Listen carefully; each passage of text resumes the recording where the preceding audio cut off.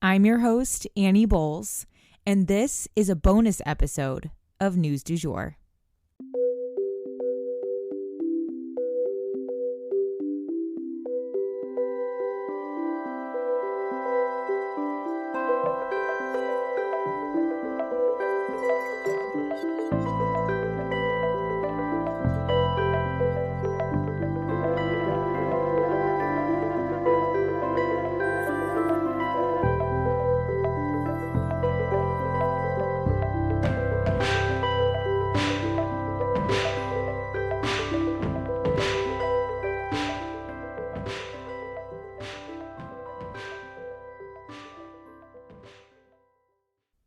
Disclaimer.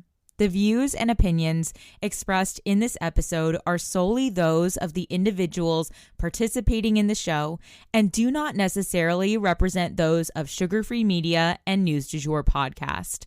This episode contains subject matters such as violence and graphic descriptions that may not be suitable for all audiences. Viewer discretion is advised. Hi guys, today I'm coming to you from Mabel Bassett Correctional Facility. This is my first time inside the walls of a prison. I'm here today to introduce to you April Wilkens, a domestic abuse survivor who defended herself against her abuser and ended up with a life sentence for it. She has spent 25 years in here at Mabel Bassett, missing most of her son's life, not knowing if she will ever see the outside of these walls. I'm here to help her tell her story because this is one that the world needs to hear. But before I jump in, I wanted to lay some groundwork. First off, what is a criminalized survivor? According to the Huffington Post, a criminalized survivor is defined as, quote, people who have been punished by the criminal justice system for something related to their own victimization, whether that's intimate partner violence, rape, sexual assault, trafficking, and other forms of victimization, end quote. Some examples of criminalized survivors might be someone who is forced to carry drugs by an abuser and then punished for carrying those drugs, or someone who's forced to steal a car for an abuser and then turned in by that abuser. Or, as in April's case, someone who is forced to defend themselves against an abuser and ends up punishing for doing what they had to survive. I also wanted to play a specific phone call between Terry and April for you guys because I believe it really sets the scene for what was going on in their relationship and the dynamic at play. And I wanted you guys to understand that before we even get into this story. Let's jump in. But I don't understand what drives you to the point where, like you said, you want to strangle the living shit out of me. Well, if you're interested, I'll tell you. And you do things that you know will piss me off, you do them on purpose.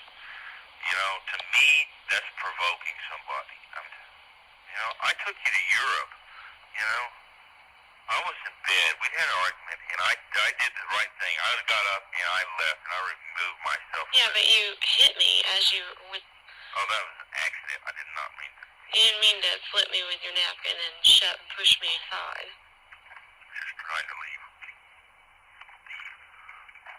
So, then, I'm in bed.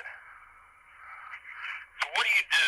Instead of trying to make the situation better, by just going to bed, you deliberately aggravate the situation because you do something that you know is going to really piss me off. And that is wake me up, calling Hunter and talking to Hunter, knowing that you're going to keep me up when all I want to do is go to bed, April. Do you not see how maybe it's a little drastic to pounce on someone and choke them and throw them out of their ass naked, threaten to throw them out of their ass naked and, does that not seem a little drastic? And yes, you're right. It is drastic, and I admitted it. I just don't understand the need for physical violence. I see. So it's okay for you to pull out the stops and do everything that you can do to piss me off, but as soon as I react in the same way and pull out the stops and do the things that I can do to hurt you, what's the difference, April? What's the difference with you. You understand?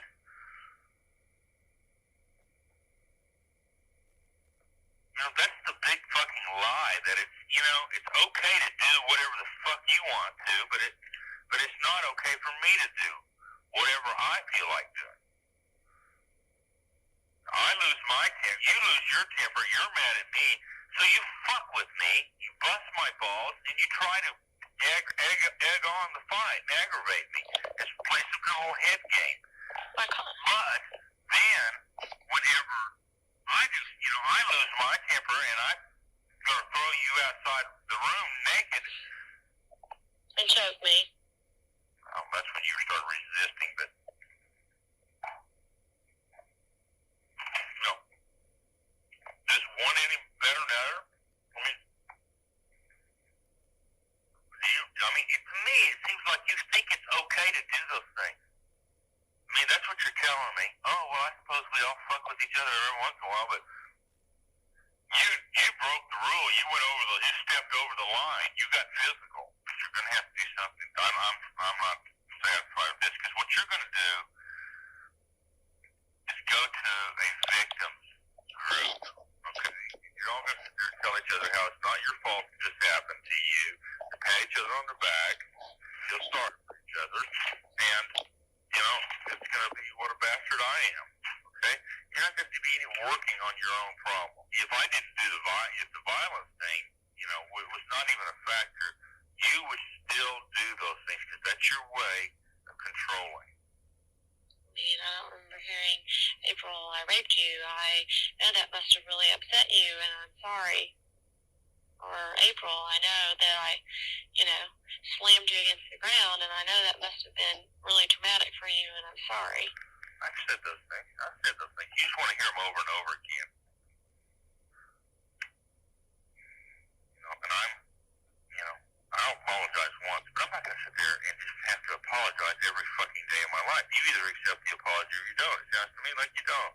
No, do you think that alcohol or the drugs or anything like that have anything to do with it? Well, I'm sure that, it has something to do with it. I don't remember taking any drugs, so I don't know. But the alcohol disinhibitors makes you do things that you normally wouldn't do, or allows you to do things you normally wouldn't do. But the mainly thing is, I allow myself, it's a complicated thing, but I think mainly is I build up, these things build up inside when, you know what I'm saying? Yeah. It just builds and builds and explodes. But when you said, hey, this is Europe and I can do what I want to you here, I just thought that was kind of scary, like premeditated or something. Wow, premeditated.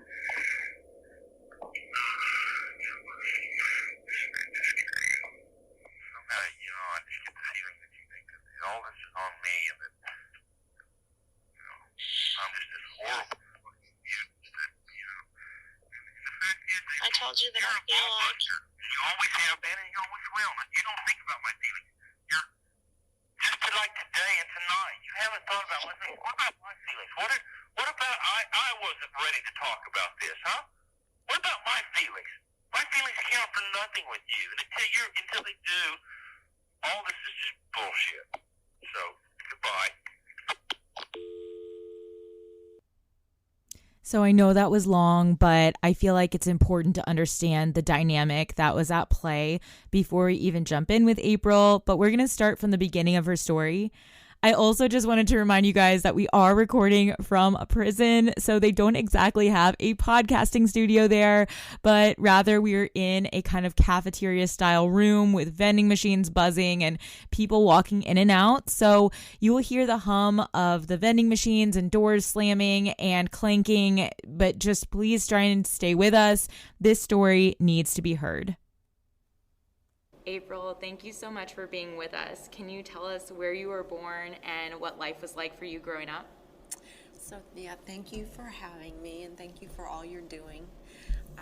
So I was born in Tulsa, Oklahoma in 1970, and but I actually grew up most of my childhood in a small town, just about 20-30 minutes southwest, called Kellyville, and that's where I graduated from high school.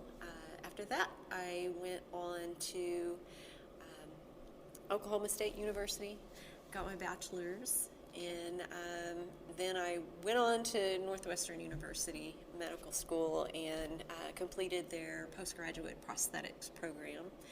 And so life growing up, really a small town girl. I'm really a small town girl, small town at heart. I did a lot of, played softball. Mm-hmm. There was a year I, cheerleading, did some normal stuff. Yeah.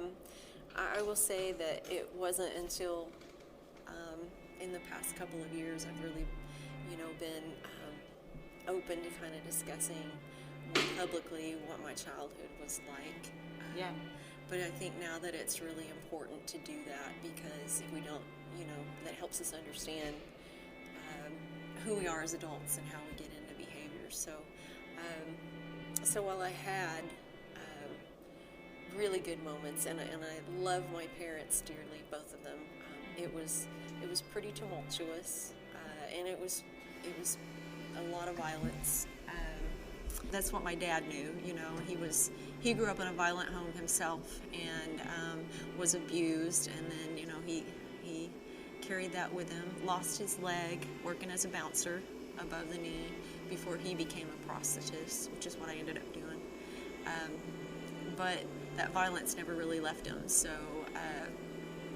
I never saw him touch my mom or my sister, but he was violent towards my brother and then me, and then after my brother got the brunt of it until he was kicked out of the house, and then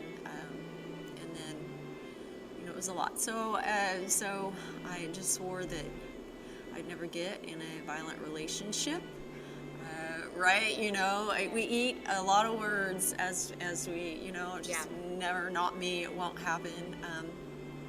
But in hindsight's 20/20. So I believe that really made me actually more susceptible to it, and staying in that dynamic, because I love my dad dearly. I consider myself a daddy's girl, and I love my mom dearly too.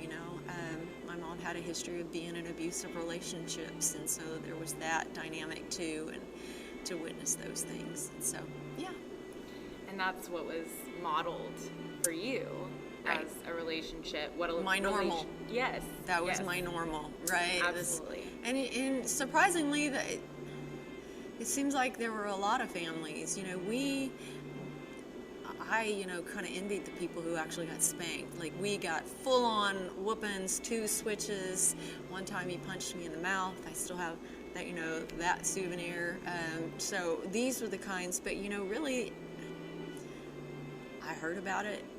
It was a lot more commonplace. Moving to Chicago was the first time I had actually lived outside of Oklahoma, and, pretty much lived in small towns, so it was wow, right? But I was already a mother by then, so there was that dynamic. Wow, Northwestern was an amazing school. It was such an opportunity, and I was so thankful to get in. After I graduated and completed, I went and worked for a little bit. My parents, after a while, were able to buy the business, the prosthetic business that my dad had worked out for years, right? And so I went back to work with them for just a little while, and then I ended up going to Sabelich Prosthetics in Oklahoma City. Okay. And not the one that's there now, his dad, and Scott Sabelich, who owns it there. We kind of worked together there. And I did my residency, completed that, in prosthetics, and love that field. I love doing that, not just because it was personal with my dad, but because, it just really gave me purpose, one of the things that gave me purpose. And so, yeah, I was doing that, and then I ended up going to Florida to open a satellite office for Sabelich, and then my parents were ready to retire, and I had the opportunity to purchase their business, and so I came back. And yeah. That's awesome. And tell us about what it was like becoming a mom. So I didn't know it was possible to love that much. Like, I really didn't, you know.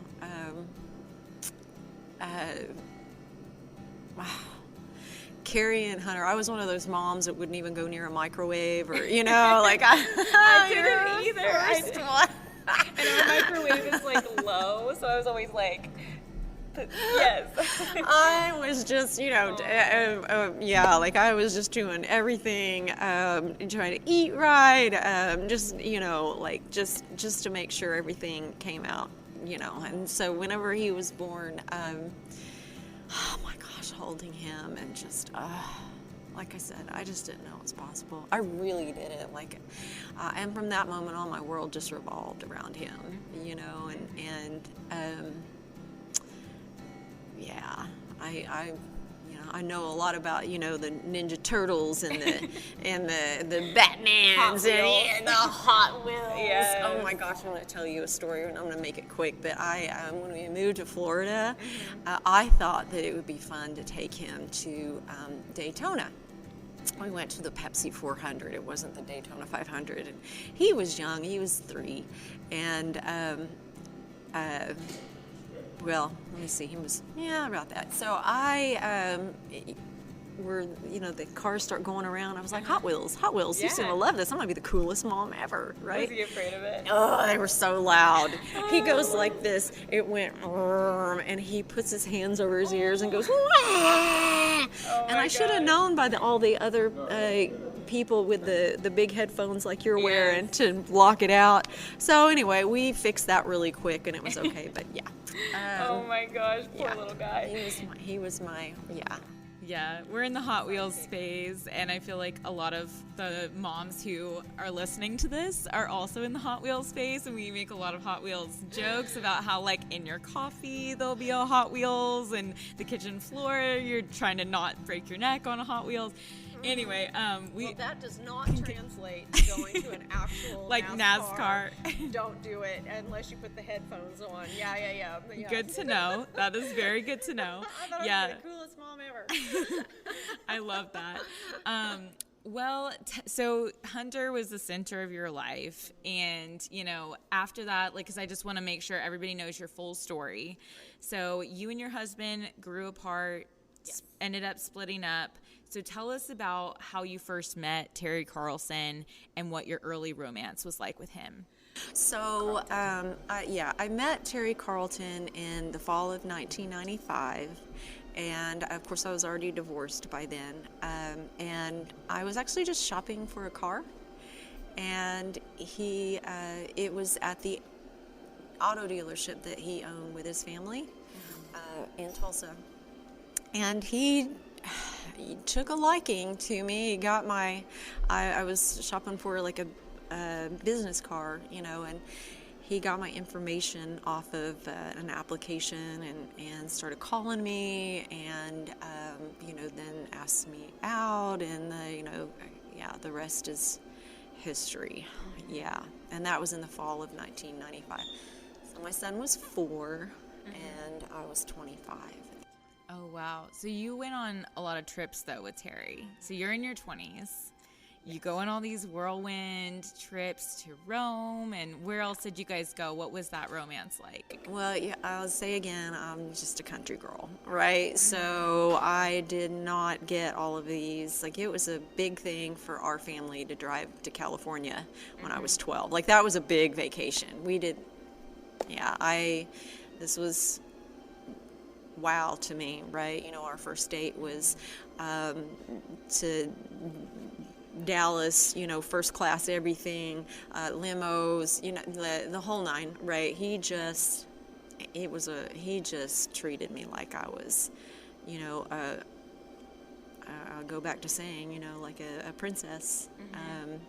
And I had never been treated like that, and it wasn't just the places he took me around the world, you know, it was the way he talked to me and the things that he said to me, he said everything right.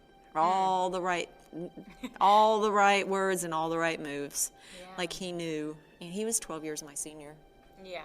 And so he did know. Right, and very worldly. He had been around the world and all over the U.S. and so this was, second nature to him. This is what he did. So yeah, it was. Yeah. It was fast. I fell for it, hook, line, and sinker. And how quickly did you guys get engaged then? So we were engaged by Christmas Eve, and which was very short, just a few months. Okay. And I was elated. Was just, this was, my prince, and I was, it was going to be just, the one thing that I was missing. Right, and he also treated Hunter, my son, very well, right? Like in the beginning, right? Yeah. So I just could see him being this wonderful, at least stepfather figure. My ex-husband, of course, is a good dad. So, it was very, very quick, very quick. So when did the abuse begin? So the not long after we got engaged, the mental, psychological, the control, the seeing that other side began to happen, and which really gave me, pause to a degree. Like that did. It's like, once he knew that I was his, he could just feel free to be the real him, because I was head over heels. Like I was really stupid in love, right? Yeah. Like I do know. I was stupid in love, right? Like I was just, so that's when that began. But the physical abuse, the very first time that he put his hands on me was my birthday, which is April 25th. In 1996, he grabbed my throat and, choke, and then he stopped. And then, of course, after that, I was driving home and, you swearing on, and, it's just so much to process. And then, of course, it was the apologies and I'm so sorry. It's nothing like you hear on this tape, right? This tape is absolutely like the real Terry, right? So this was just the whatever he needed to say to, it was the kind of Dr. Jekyll, Mr. Hyde. Yeah. Right. So hard to just, reconcile the two people he was showing you almost. Exactly. Yeah. Right. Well, tell us about what exactly happened between you and Terry in the build-up, and especially I'd love to talk about what happened in Rome, just because you guys were on a trip with other people and things like that. So that the Rome trip was in November of 1996. And it was, and this happens a lot. I didn't know, advertisers with different media companies would send him and his family and other car dealers or other, people who spend a lot of money advertising on trips. And I'm trying to remember who sponsored the Rome one, but we went on a number of them. Even though when I say he took me, it wasn't unusual for it to be paid for by, right? You were his plus one. I was his plus one. That's right. And then all the others. So in Rome, what happened there? I was.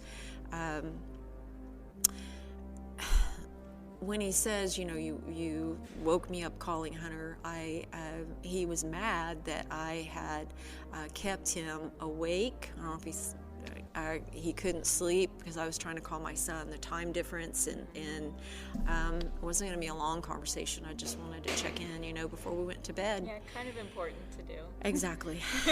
Yeah. And so he just, was furious, and that one thing led to another, and that's when he just, attacked me, and then he tried to throw me outside of the room naked. And the neighbor in the connecting room heard it and tried to come to my rescue. And once he got the door open, he slammed his door. Ended up being someone, I think, who was even involved in selling him and his family the auto dealership, right? Oh my gosh. He did testify at my trial about that. But tried to come to my rescue. I actually went and I reported that.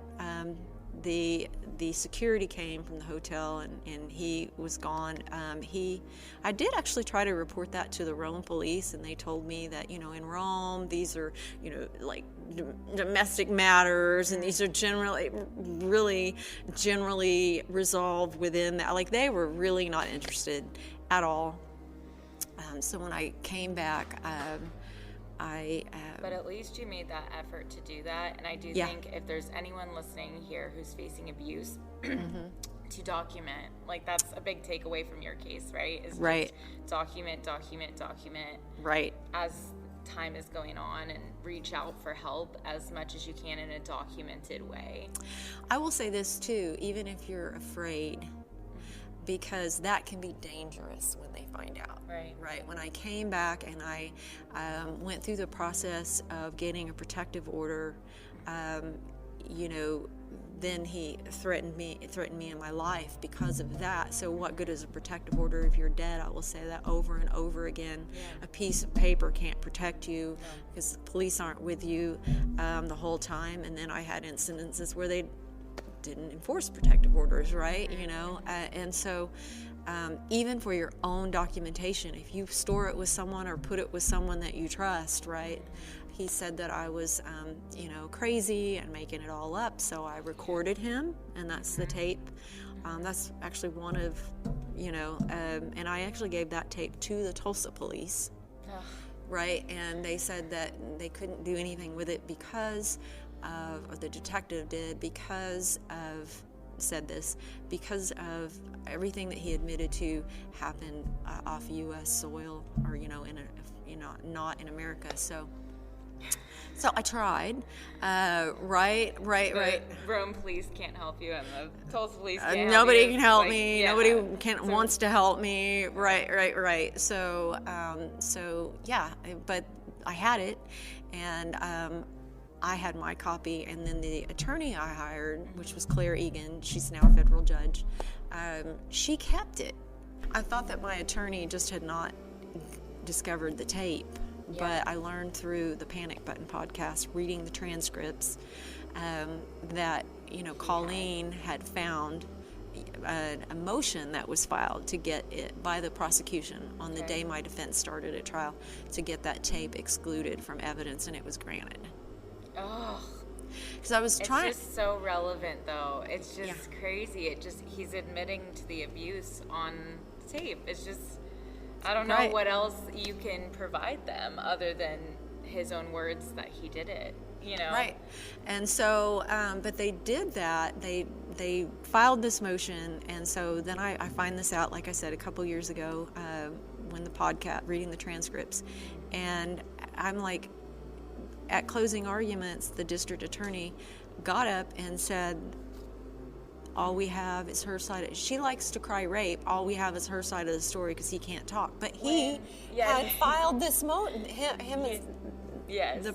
The prosecution had filed this motion to get it excluded. Well, and it's not just your word, because there were neighbors who saw the abuse. There were the man at the Rome Hotel, your friend, who came in and stopped the abuse and said, "Pick on someone your own size." You're right. Come out and fight me. Yes, you're so right. I forgot about that. Yes. Yeah, Like things like that. Like, that's what's so mind blowing to me is it's like you have several eyewitnesses. You have a phone call from Terry himself admitting to it. So it's not you crying anything. Like, there's, as a true crime consumer, I know there's a lot more covert abusers than this situation. This is very well documented. You reached out many times to get help. So tell us, like, in that moment, in that time period when you were being abused, were you worried for Hunter's safety in all of this? Well, absolutely. I was petrified for Hunter's safety. It was towards the end that I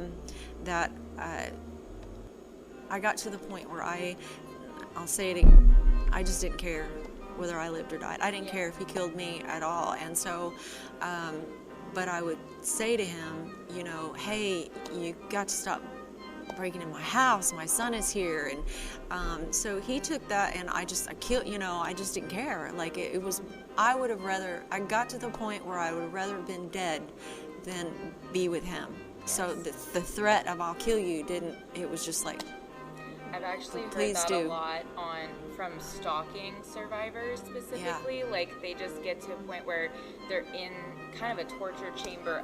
Their whole life becomes kind of a torture chamber. Yes. Because they can't escape it anywhere.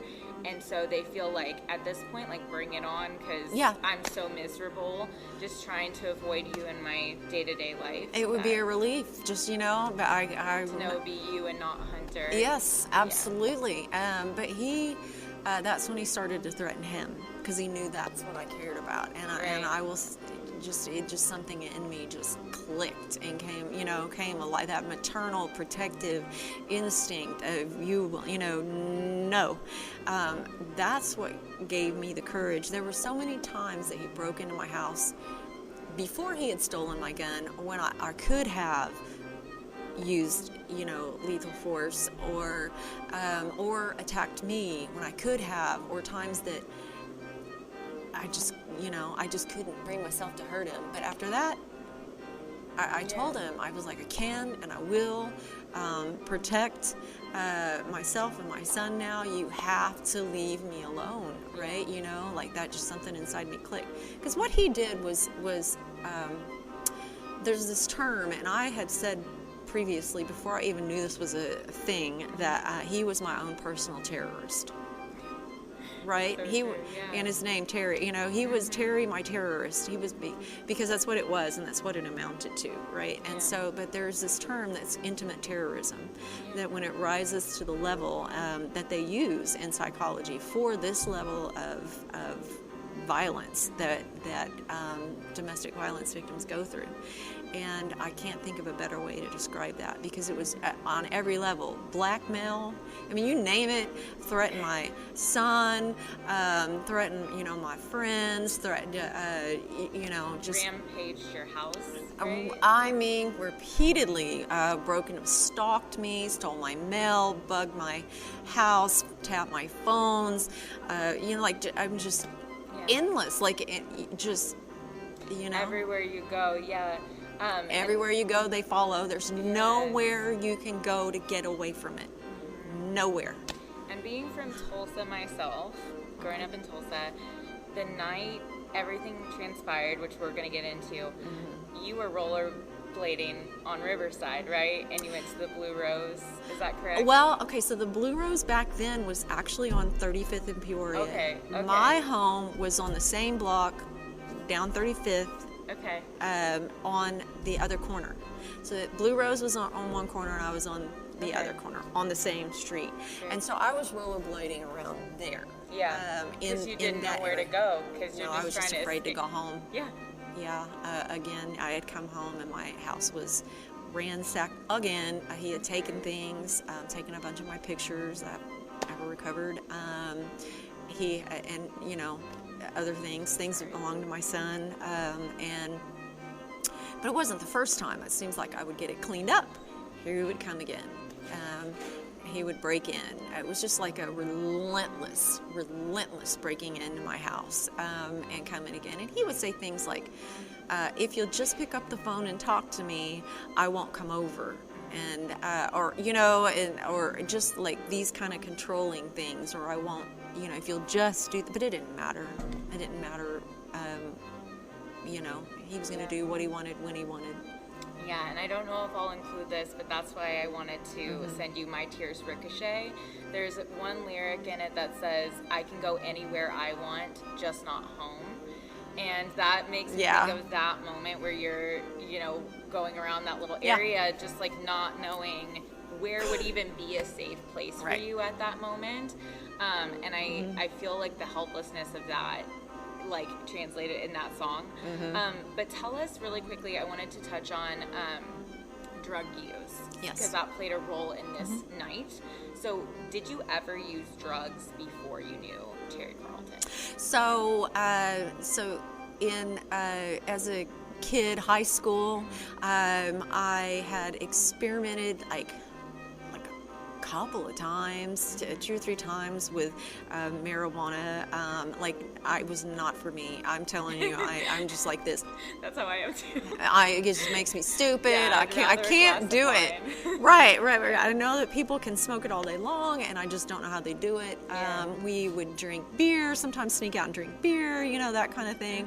Not that often. I wasn't an alcoholic. I wasn't we just did what normal kids do, right? And didn't really have to sneak much with my dad.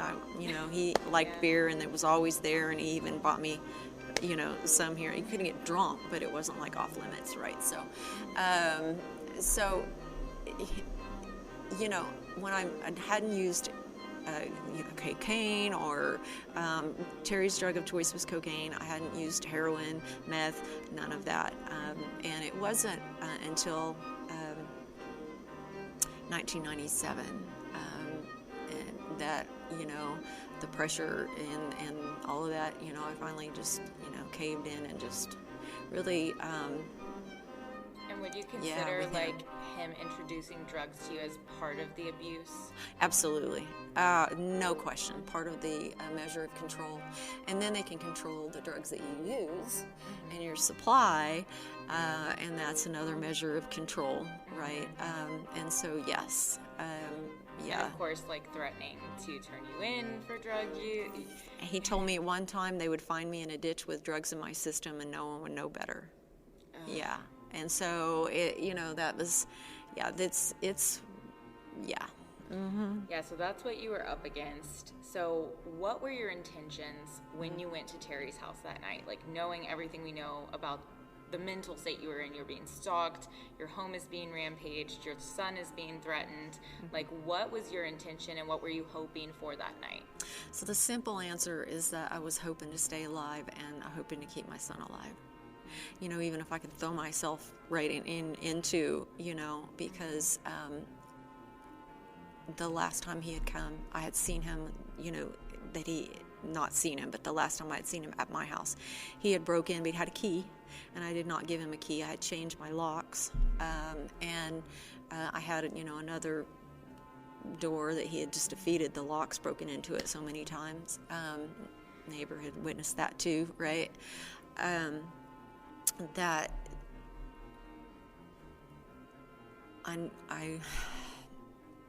he had abducted me at my home the time before at gunpoint and taken me to his house, kidnapped me, held me until I managed to escape and ran, and I was afraid to call the police. So called a domestic violence hotline. The police showed up anyway. He had a warrant for his arrest. They didn't arrest him. Nothing. I mean, who does that? They went in his house. There's a report and everything. He had a warrant for his arrest. I can guarantee you, if he'd have been a man of color, or right, you know what I mean, or someone who didn't have, this big beautiful home. Right? If he had lived in the home that I lived in when I was 5, the trailer, the trailer park, I guarantee you they would have hauled him off to jail. But they didn't. They did not enforce the warrant. He had been arrested at my house. They didn't enforce the warrant or the protective order for you. Right. There were times. At that time, the protective order wasn't still outstanding because, he threatened me again. He violated it. They didn't do anything. So, I'll let that drop again. But, yes, there were times, they didn't enforce the warrant in his house, the whole nine, and crazy. Nothing. So yes. Back to going to his house. It was a means to actually have, I'm sitting there and I'm waiting and I'm afraid and I'm wondering when he's going to show up, and he had just been arrested at my house a couple of months prior, April, right, 2 months prior, with a loaded gun, chambered, fully loaded, loaded. You ready to go? And he didn't show up in court a month later. A warrant was issued, and so the police didn't enforce it twice in the month of April, and so in my mind, I was left to deal with this all on my own. I tried, maybe getting friend to help. That didn't work out. At the same time, I knew wherever I went, he was coming. It was about the time of night when he had been arrested at my house. He liked to come in the middle of the night, so I was afraid to fall asleep. And that's more like physical and psychological torture. Oh, it was Because when torment. you're sleep deprived, you're just not functioning at your highest level. So I decided I'll just go and I will plead with him to, one more time, try, Please just stop. please. So tell us what was different about that night in terms of what he was saying and how he approached you. So there were a lot of things that were similar. I was used to having him point guns at me, and I was used to him threatening me. I was used to these were, but when I first got there, he was happy to see me, invited me in. I told him that, I had tried to encourage him to go to drug rehab. I was, not on any kind of illegal drugs that night, when I went there. And he, tried to say he could quit on his own, but that if I would be there for him, he would go to rehab. And Okay. I couldn't do it. I couldn't commit to it. There had to be, honesty in this. And I was just, I cannot do that. But this is something you really need to do. And I really wanted him to get better. Yeah. This is someone I was once head over heels for. I really wanted him to get better. So, he started to get kind of short-tempered, and he was probably coming down. And, and so he wanted to use drugs. And this was the first time that I knew he used heroin. He had never used that in front of me before. And he wanted to do that, and I was like, nope. That was the one drug I was like, nope. Never. Because I had just seen, it's so hard to get off of that, right? Yes. He just got insistent to the point where you knew it was, you're going to do this, right? So I was like, hey, okay, I will do this meth, right? But I had no intention of really doing it. I just said, okay, I'll do it. And he was over there trying to do his thing, and I think they call that, there's a term for doing that for your own safety, and I'm pretty sure it's fawning. I'll make sure, and I'll put resources in our show notes about fawn. But haven't heard it. Yeah, definitely look that up, April, because it's basically where you play along with something for your own safety. Oh yeah. And it's definitely something any survivor of domestic abuse has probably mastered, and especially given your childhood and your upbringing, I'm sure that that's something that's fully ingrained in you, self-preservation wise. Yeah, I know. There had been times before when he had just, he would administer it himself. He would have, stabbed, whatever. So it was going to happen. But this way so I did that's interesting. I need to see the fawning. So it was pretty much just mostly water. There are different meth. Different people make different batches. You never know how strong it is. And so I had said I had not used. I was able to say, hey, I haven't used this before. The DA ended up making that out at trial. She said she'd never used meth. She's a liar. No, I was able to rationalize to him, hey, I'm just going to use a little bit here because I haven't tried this before. Let's, and he was like, okay, as long as I was doing something. Because that's his way to control me. Right. Well, it was mostly water. I felt nothing. My UA was negative for all drugs later that day. That didn't come out at trial either, but anyway. So after that, I had gone to the bathroom, and it was an old house. You could hear him moving around, and when I came out of the bathroom, he was standing there with the same gun, and he said that he was going to take the F. Yeah, I don't cuss anymore. I used to cuss a lot. Yeah, I was being so angry. We raise some heck t-shirts. Yeah, that's for you. Yeah. Is it? Okay. Yeah, because you don't cuss. I don't cuss anymore. That was was a hard habit to break, but I kicked it many years ago. So he said he was going to take the F he owed me. I'm sorry. Look, I get upset. He was gonna take the F I owed him. And, he started talking. I was never going to come around. Now I was going to see a real beating. That's when it all just, it's not like the first time that he had raped me, right? What was different about this night was a lot of things, but one of the things was some of the things that he said to me. It was just hard to repeat. I actually shared it with Colleen and Leslie when I met them. It was hard. It was one of those things so disgusting that it's hard to even say. But they can share it with you. Okay. I asked him to kill me before he raped me. I asked him again to kill me during the rape. It was that, horrifying to me, and those things just made him angrier, and it was excruciating, because he had already ripped me, and like that, and it was just excruciating, and he had hit me, and he was he had gotten me, he'd hit me in places like he would normally try to avoid. So I just felt like he doesn't care, and he's telling me things that are highly illegal that he's done, right? And so that was different.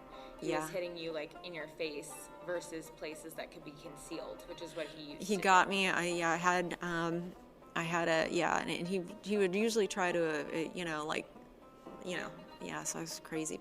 And then afterwards, and I got so mad, and it hurt so bad, and I was just like, how can you do this? Like, no, I'm disgusted at how can you even get her, erection, and like, and finally I told him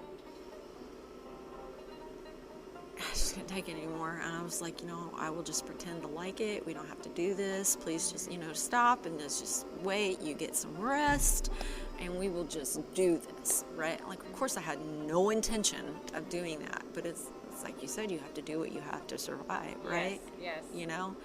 And I just wanted it to stop, like it's instantly was going to stop. So he did stop, and then, he continued to pleasure himself. Like, who does? I know. So I tried to persuade him to get some rest. He kept getting up and down. When before the rape, he had taken my shoes and thrown them across the room, and I was like, he decided he was going to go back downstairs with me. He wouldn't let me put my shoes back on because he was afraid that I would try to run. So those stayed upstairs. But on the way down, he took me into the hall bathroom, back into the one I came out of, and told me he pulls a douche off of the shelf. So this was different, and he said he didn't want any evidence left, so I had a douche in front of him. And that was really scary. I thought, like, who plans this, right? Who plans this? So clearly he was planning on abducting me again and bringing me back to his house, raping me, and then saying that once again I'm crazy, and I'm crying, like, this was so calculated and so perverse. So there was an escalation of what, we had been through, and that was just shocking. So we go downstairs, and to make a long story short, because I know we're running out of time here, he insisted that I do heroin. Like, there was no getting out of it. You're going to do heroin. He mixed up some heroin and meth, had 2 syringes, and then he was having trouble injecting himself because he had was such a chronic user, he had no place. So I was able to just shoot that out on the floor and act like I had done it. So he thought I was high, but I wasn't. So after that, I was able to go upstairs and get, I was not going for the gun, but I saw the gun, and I just grabbed it and everything. Not everything, but everything close, right? And I put that in my back pockets, on the back of my vest. I was wearing a bicycling outfit. And then he starts to come back up, so I'm like out of time, right? So I'm like, okay, let me get down. We go back downstairs, and I'm just really trying to wrap all this up. I'm really trying to persuade him, lay down, get some rest. I need to put something. Yeah. Get some rest, and we'll just do. You know what? We'll just do this. This will be this. You know. So he goes upstairs, but I still hear him moving around. I was waiting for him to lay down. I was trying to get everything in order to try to sneak out and just have enough lead time. If I had ran, I felt like he had chased me down before and caught me and busted my window out of my car. He could outrun me, and then I was like, okay, will the neighbors even answer? You know what? And he has so many guns, right? Yeah. I will say again, guns, automatic weapons, grenades, you know, like he had it. So it's not like, you know, the one he was caught with at my house was the last one. So he says he's going to go lay down. He doesn't. And it didn't even really click to me that he was going to notice the gun was gone. But apparently he did. And I didn't know, but here he comes back downstairs, and I'm just sitting there like, you know. Terrified. Yeah, he comes down. He's not saying anything. He's looking around. He starts to go back up, and I'm like, you know, hey, what we talked about, you know, you're going to lay down. And then he comes back down again, and that's when he handcuffed me. He came around, and he handcuffed my hands together, yanked me up. He's talking about B, where's the gun? He was checking my pants, but I didn't have any pockets in my pants because it was a bicycling outfit. So he did not check in my back pocket on the smaller way back, but at this point I'm handcuffed, and I did not think that I could reach it, so I just panicked. You know, it was just panic. Like I really thought that I was gonna die. He said he was gonna rape me up the A and kill me, sodomize and kill me, and he starts yanking me towards the couch where there was another gun. I did not know that gun was there, but I thought when he bent me over to sodomize me, he would find this gun.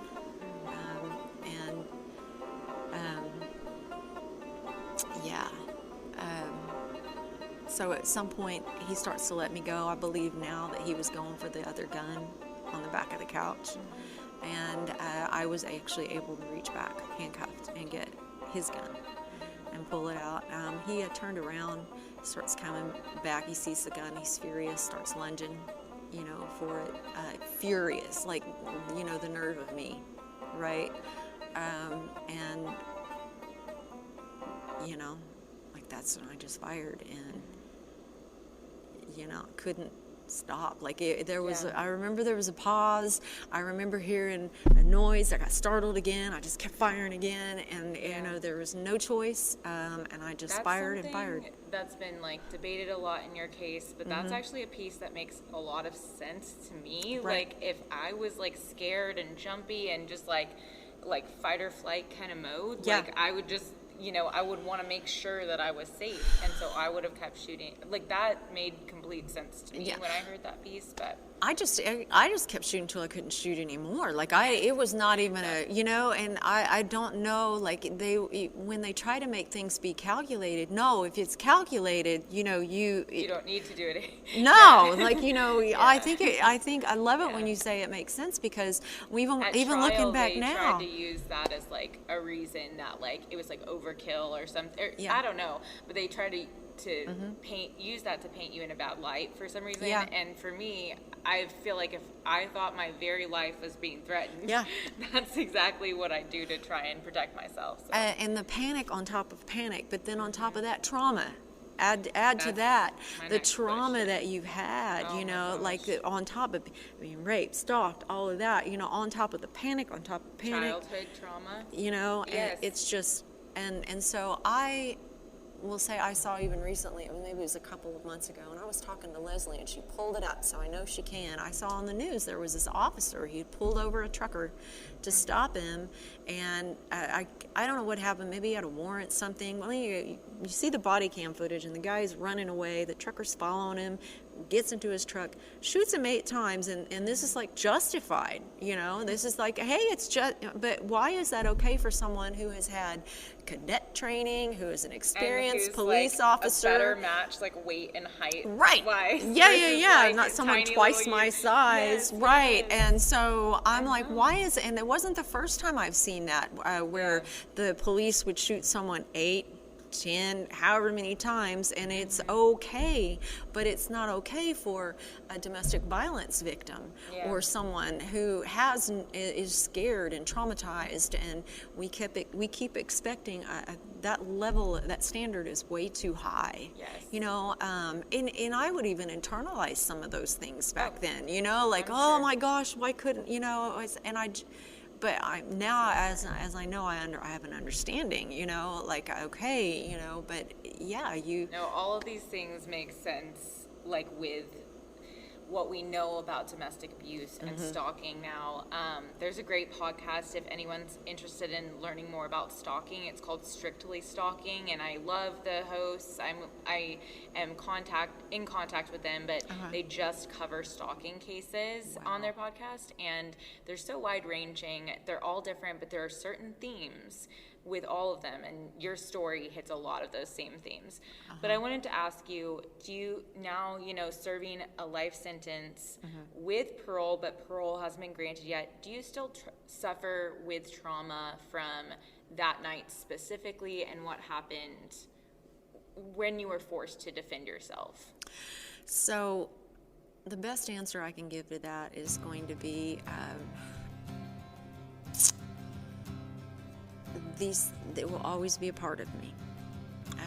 I am a believer now, so God has done so much work in me, and I have to give God all the glory for bringing people into my life, and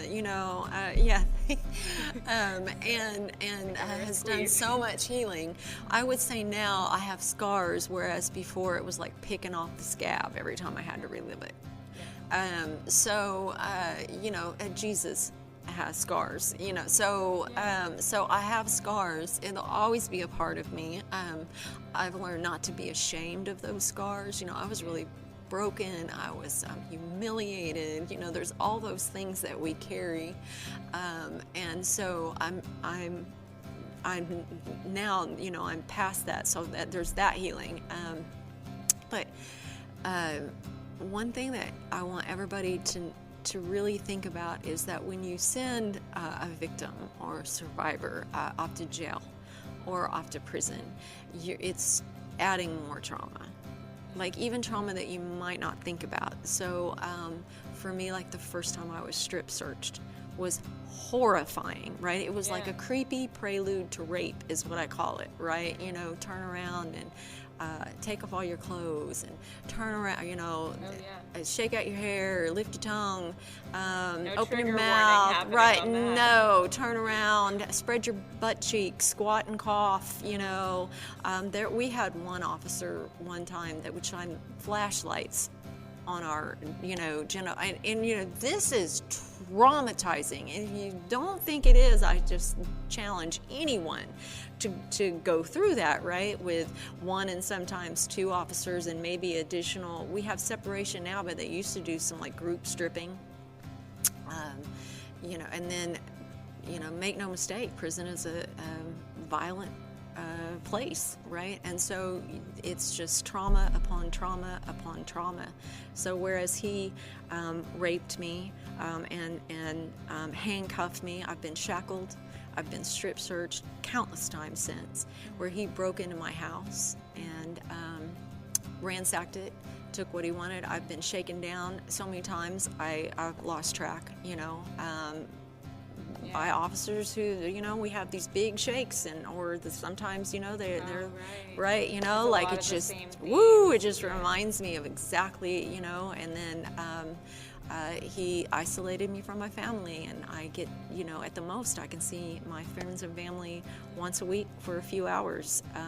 So there's just so many similarities to being in an abusive relationship to being in jail and prison. Yeah, and like the lack of control. And the trauma continues. Absolutely, the control. You know, we talk about abusers controlling survivors, and this is control all the time. When you eat, when you sleep, when you get locked in your cell, when you shower, you know, everything. Like, it's just it's just crazy. And he had me for 2.5 years, and the states had me for over 2.5 decades now. Yeah. So I think about that all the time, and just sort of like going about my day-to-day life, like, you know, little things that you haven't been able to do for 25 years, like drive a car. 26 almost. 26, in 2 months, yes. right? Yeah. And every year is just like so crazy to think about, and you missed, you know, your son growing up, and that to any mom is just like a guttural punch. Oh like, my gosh, it's right violent.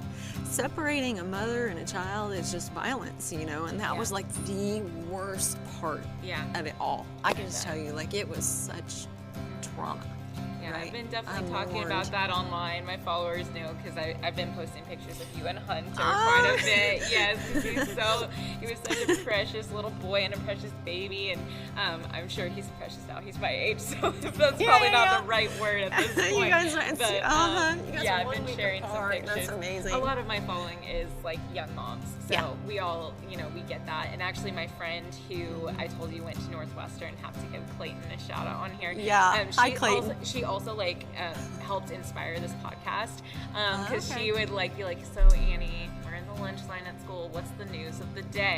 Like, because I was obsessed with news and politics, I would kind of break it down. So that's, you know, it was sort of the impetus for this show. But she actually just became a boy mom recently. Like, she has a, you know, just a few-month-old baby now. So anyway, I just wanted to share that with you. But if you could go back and do any part of this differently, what would it be? Oof.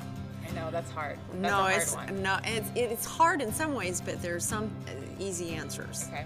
And so you know, I'm well over twice my age of when I met Tara. I was 25. I'll be 54 in a couple of months. So and almost twice my age is when this happened. So, you know, I'm grown, and hindsight 2020, there's so much. So first of all, I would have never dated him. I like to think that I like to think that I would have seen these red flags, and so one thing I would say to everybody is don't rush in, right? You really have to take time to get to know somebody.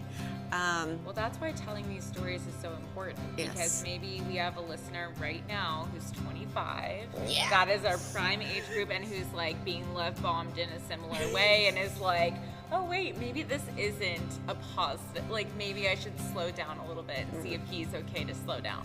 Yes. I think that's always like a good way. If you're feeling like things are going too fast, try to slow down and see how they react to that. Because if they're not wanting to slow down, maybe that's a red flag. Yeah. But I do think these themes are pretty consistent with a lot of stories to do with stalking, to do with true crime in general. So I really appreciate you sharing all that. Yeah.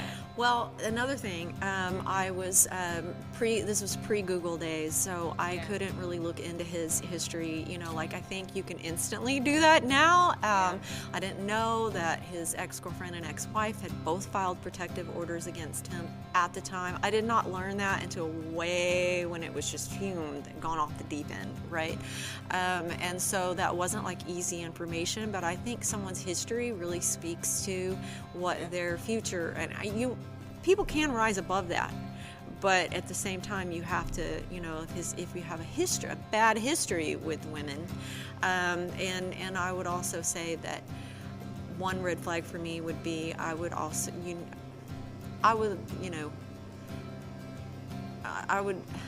never date anyone who didn't have a good relationship with their mother, be very loving with their mother, you know, and that sort of thing. You know, there are just certain things that I would look back at now and do 100% different, like not even go there.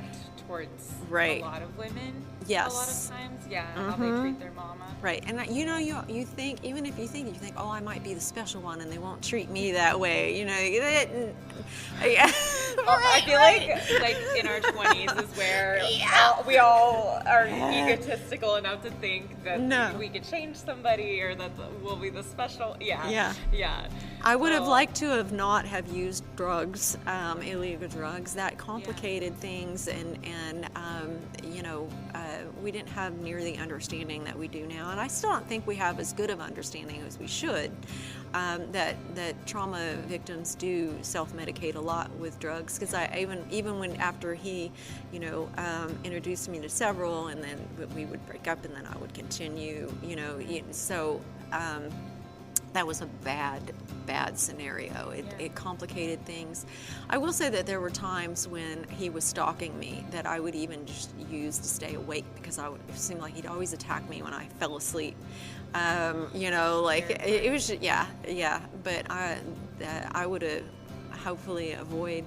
I already know, avoid drug use, but then there's the question of, can you? Because they're going to, you're going to, and there were times when he administered himself when I wouldn't, and it's a lot. So, I try not to look too back and be super judgmental on myself, but we have to take stock and inventory. So what could I have done better, or what would I do differently now? Yeah. And so I'm glad you asked that question. That's how we grow, I think. Yeah, so, right. Yeah. Mm-hmm. So I always end on the cheesiest question ever, but we always end on a quote for our daily news show. So I always ask people, and sometimes I think it gives insight into who people are, but what is your favorite quote and why?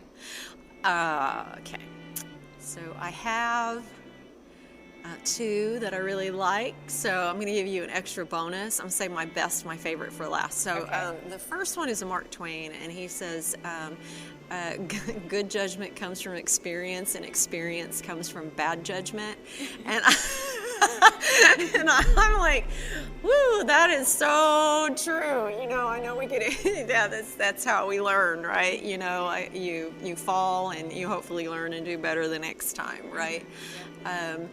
But my favorite is actually Jesus, and so that Mark, I believe it's 7:12, where it's just a simple way to live. Do unto others as you would have them do unto you. Or I think the Passion Translation is, in everything you do, be mindful, be careful to treat others as you would have them treat you, for that is the essence of all the teachings of the law and the prophets. So, what a wonderful world this would be if we all, treated one another how we wanted to be treated. And if you can't do that, how you want your daughter to be treated, or your son to be treated, mother, right? Not just each other, but if district attorneys and judges would see every person who comes through as their family member, and how would they or themselves, right? And how would they want this to be? How would they want to be treated? I think what a wonderful world it would be. As the world comes to better understand systems of abuse, we need to create laws that reflect those complexities. After listening to this episode, you may be curious as to how you can help. You can help April and other criminalized survivors by signing the petition in our show notes for Oklahoma Senate Bill 1470. You guys may not be aware of this yet, but Oklahoma has the highest domestic abuse rates in the whole country. And we also have the highest number of female incarcerated human beings in the country as well. And those two statistics, we know, go hand in hand. Senate Bill 1470 would require the court system to take into account whether or not a person's documented abuse was a factor in them committing the crime. And if so, they would simply receive lesser sentencing. For April, passing this bill would mean that her sentence would be reduced to 25 years, which she has already served, for simply protecting herself and her son. You can listen to our bonus episode with attorney Colleen McCarty, who actually wrote the bill to better understand what this bill would do and who it would help. You can also get a much more in-depth version of April's story, including her court case broken down by actual attorneys on Panic Button Podcast. Make sure you're following at OK Appleseed, at OK Survivor Justice, and of course our show, newsdujour.podcast, on Instagram. And sharing this episode online or with a friend or family member or colleague so that they can know April's story too would really help us to spread the word. That is the most important thing we can do to help April, is share her story. Please consider signing the petition linked in our show notes. I love you all and thank you so deeply for your support. Let's pass Senate Bill 1470. If you enjoyed this episode, please subscribe on whatever podcast platform you use to listen. A rate and review on that platform or a shout out on social media would mean the world to us and help us to be able to keep creating the news du jour and reach more people who need a calmer space to consume the news. But the best way to support all of our work is to become a patron at www.patreon.com/sugarfree media, and that is also linked in our show notes.